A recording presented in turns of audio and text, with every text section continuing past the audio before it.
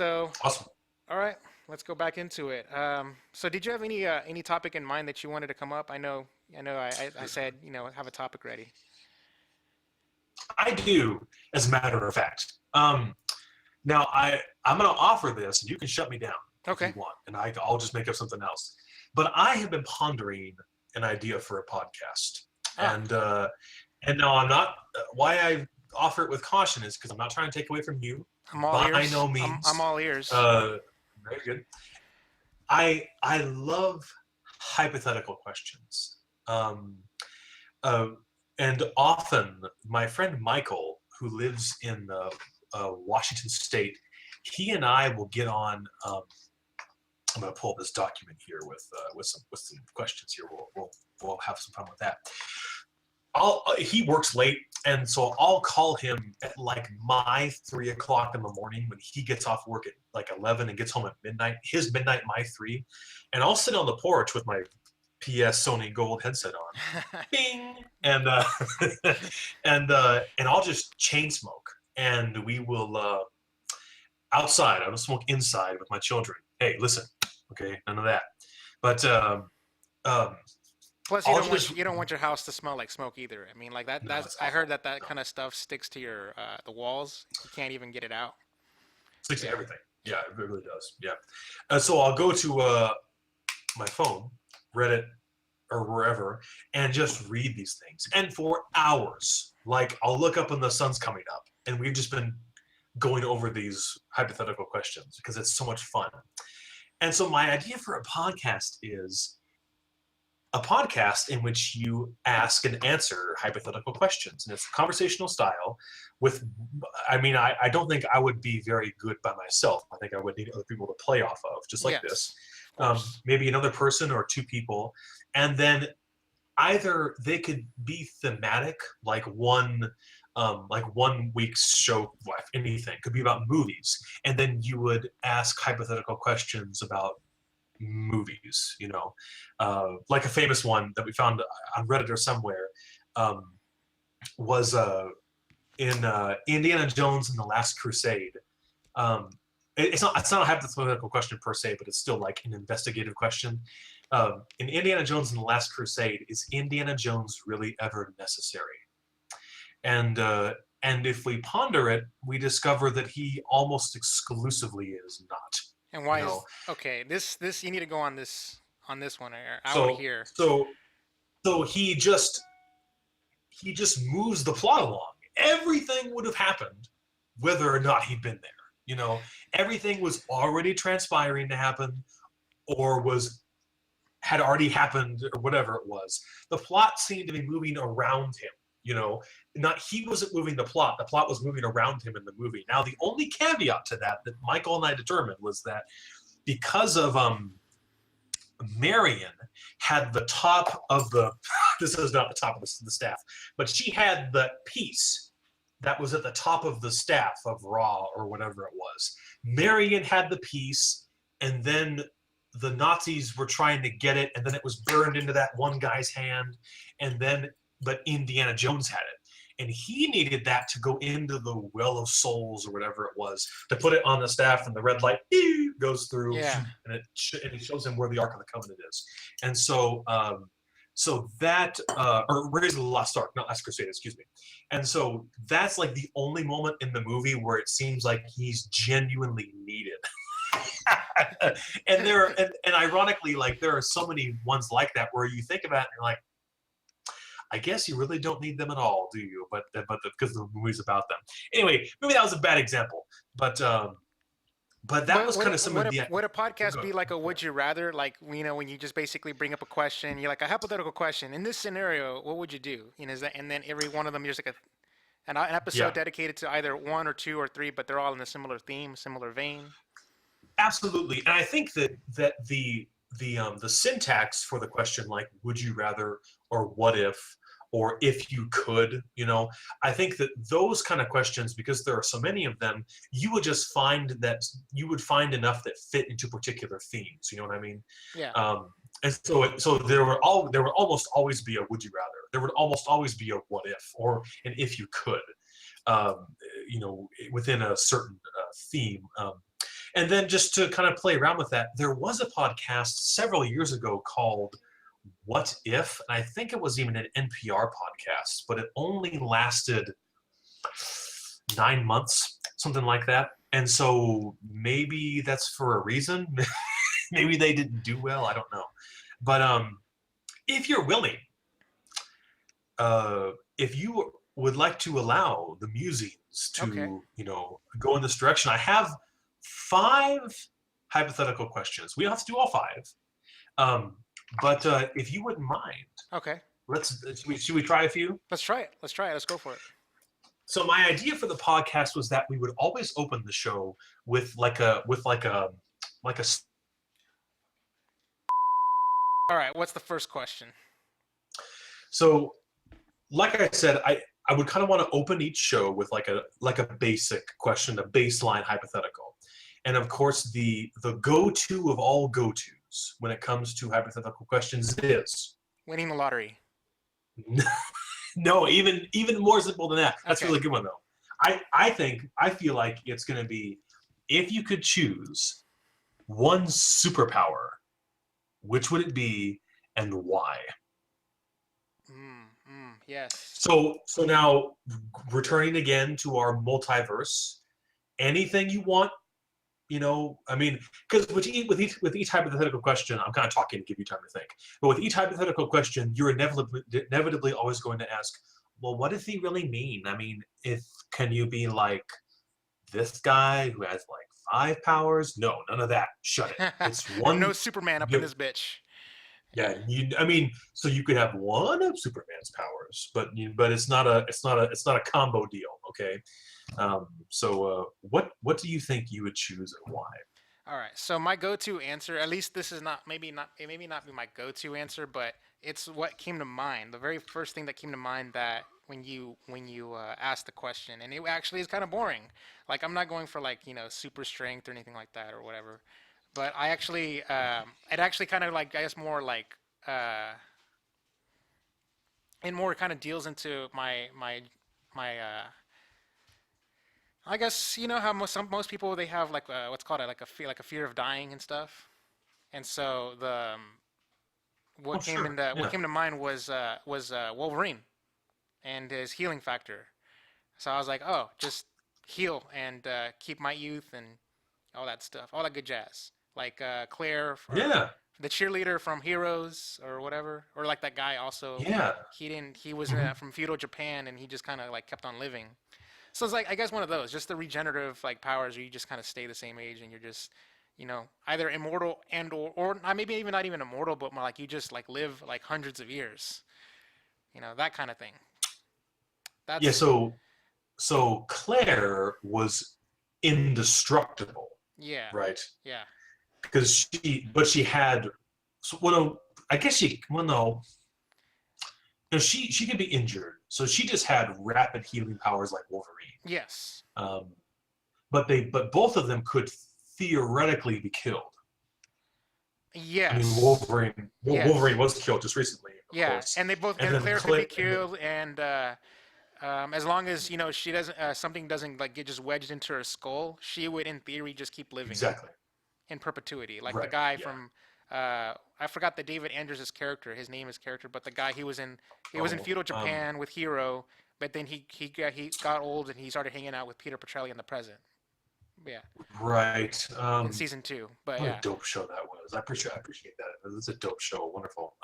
So, but yeah, so basically, But it's like that concept came to mind, and so here's the thing, and here's why it's not maybe not such a necessarily a bad superpower because you in theory could be a superhero with it because if I were to have that power, that healing factor, and I was able to get like tactical military training and stuff like a la like Green Arrow and stuff, and just be at that level of like of Bruce Wayne like combat skills and all that stuff, I could in theory be Batman without having to worry about my legs breaking on me or breaking my body breaking down on me because part of the reason why he retired in the Dark Knight Rises is because like his cartilage was just blown out and he doesn't have any like you know once that cartilage goes you're just done your bones are rubbing against each other and that hurts like hell. yeah. Hmm. So that kind of wear and tear on your body that will take just being a crime fighter or being a vigilante it would be easier, and it would be like, I guess not necessarily, I guess as realistic as you can be with being a vigilante. But then here you go. So you can just be a vigilante without the consequence of dying or facing mortality. So you would age though, Maybe slowly, very slowly. like vampire, Yeah, because they do age. It's just six, 700, ridiculous. 700 Yeah, years and stuff like that. Yeah. So yeah, that's that's no. I think that's an excellent answer, and it does not benefit our podcasting, but mine is very similar. I think that I would also want a power of healing, but I would want to be able to transfer it. You know, oh, like Linderman. um, He would heal. exactly. He would heal like. So you want to have it like both ways, where you can be like clear, and you can like heal somebody like you're like in a church, and you come in, you just put their hands on the forehead, and then they're healed. Wow. Yeah. Oh my God! You know what? Honestly, that would probably be a better way of going about it. I can just go to build a church, and then have people come to me, and then be like very, be very moral. I would with it, straight yeah, up no, I would straight yes. up go, I'm not bullshitting. I would no bullshit. The power of Christ compels you. And then there you go. That's where I'll There it go is. with that. Fair enough. I can't say I would support that, but No, okay, all right. Well, but, but I would still watch your Twitch streams. Uh, but either that, but then I don't know. I mean, that is a bit egregious. It is. mhm. I'm not gonna lie, but also like there's like this idea like I don't know how I feel about this in particular with that ability is whether or not I would charge people for it. Like how you use like Sure. okay, you pay me and I'll get rid of your cancer and everything like that. So Mhm. it's either like it's Yeah. maybe a means to an end for me to make a living. Maybe I don't charge an egregious amount. Maybe I don't charge them like $1,000, but maybe I charge $100 per person. So that way, Yeah. instead of having this walled gate where you can't come to me, but it's something that's worth my time. I don't know. Yeah, I think in my I appreciate that. In my speculation, I'm wondering a couple things. One, if if my gift is like it's not like rogue, but if it's meant to be outward, I can still heal myself, obviously. But does that mean that I inherently have like rapid healing abilities? I don't know if that's what I'm looking for exactly. Um, like Claire or Wolverine, because they don't have to do anything. It just happens automatically. But I'm looking for more like sort of a mental gift, where like channeling energy or whatever, like a mage or a priest, I suppose, or a monk or whatever, like a healer, A like healer. in the Yeah, like in like a healer, yeah. And so even healers in games have to cast on themselves, like they just don't heal naturally. They still have to cast on themselves a willing party. And I was thinking, if that was the case, then maybe the way I'd want to live would just be the same, but then you could still touch people or however you transmitted that power silently, quietly, or like if you were walking down the street and wham, some guy gets hit by a car and is thrown into a building or whatever it is, and you just walk up to him like you just run over there and you're like checking it out and you're the first one to get to him and you just touch his forehead and he's immediately just bam, he's good to go, and he stands up and he's like, oh, whoa, That's and kind you're of like, oh man, you hit a massive balloon, and or like if you were sitting by someone and they were sick, and you just touched their hand, or like you brushed up against them and they were healed and you were just gone. So it wasn't a spectacle, but it was still kind of a mysterious sort of power. it's kind of like I just binge watched Lost, and Oh, my man. Jacob went up to all the characters that were like the candidates. And so, for instance, the reason why Locke survived his crash, his fall from the building, that Hmm. story fall, and the reason why he was paralyzed was Yeah. because he died. Like he died, his father threw him out the building. He went splat on the concrete, Uh-huh. and then like 2 seconds later, Jacob walks to his dead body, touches him on the forehead, and then he wakes up. Yeah. Yeah. It's because Jacob went in there and he's like, "You're gonna be all right," but he didn't fully heal him. He just brought him back to life, so that way he can be on the wheelchair, so he can go through that struggle Yeah. to have Yeah. that understanding. Yeah. And maybe that would be part of that power, would be He like, was low key about it. you He was could, like, yeah.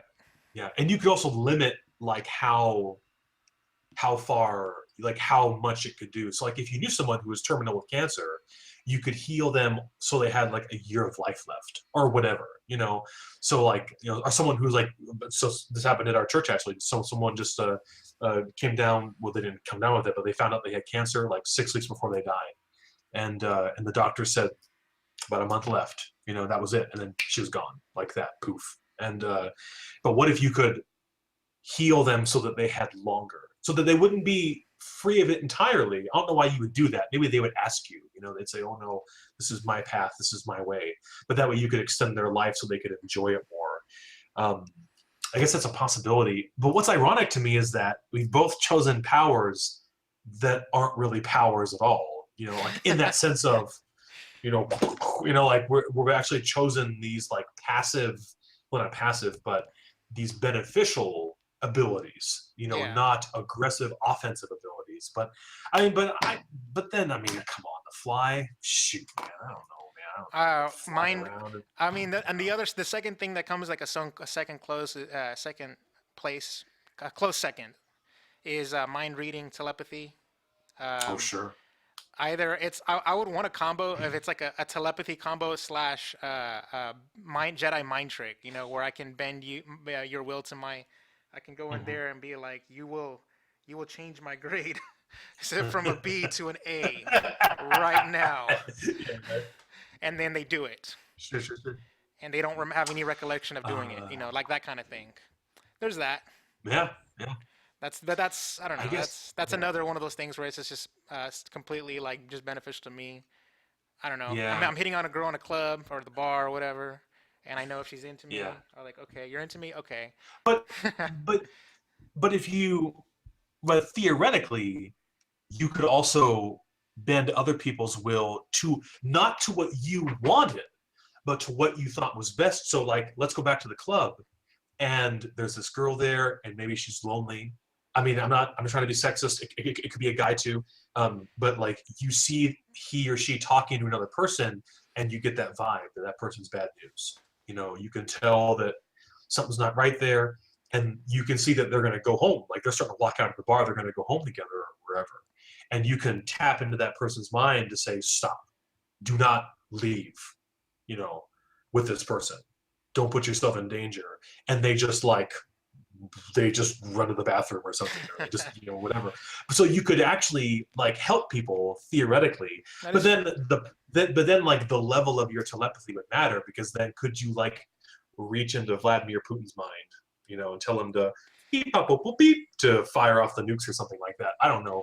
I don't know. Um, Maybe I mean I was thinking more like Professor Xavier, basically. Where sure. he's like he's telepathic and stuff. He shows restraint, and he's got a pretty good distance. He can go like a good, I don't know, half a mile out or something like that, because he was on that boat from half a mile away, and he's reading all the minds and stuff like that. But unless Mhm. you'd have to build a cerebro or whatever you call it. What is that? But I wouldn't happen to know Uh, how to do that, or know anyone who could build that for me. But I was who? thinking like Yeah. maybe I guess Professor Xavier is probably the best example of it, because he could freeze people's minds, because he gets people to think that they're stuck in time. He can Yeah. basically do what he wanted in terms of bending them to the will, doing what do you call it? I forgot what else other things he did, but probably that would be the best example of that. That's Yeah. pretty kick ass. It's pretty solid. So anyway, that's just one little example of the hypothetical questions. Okay. And All so right. like, now that being said, I think I'd have to change my answer on that one, but just to explore it in a different way. So should we try another one? You want to try one more at Let's least? yeah, let's try one more. And I'm actually kind of running short on time, so we'll have to cut it Okay. after the second one, and that'll be the podcast. I'm sorry about that. I know Oh no, between the no. technical issues, and yeah, we lost a lot of time. I'm sorry about that. I'm very sorry about that indeed. No, it was Um, also partially my fault too. But anyways, well, here's I have four more, and it's hard to choose one. let's oh gosh,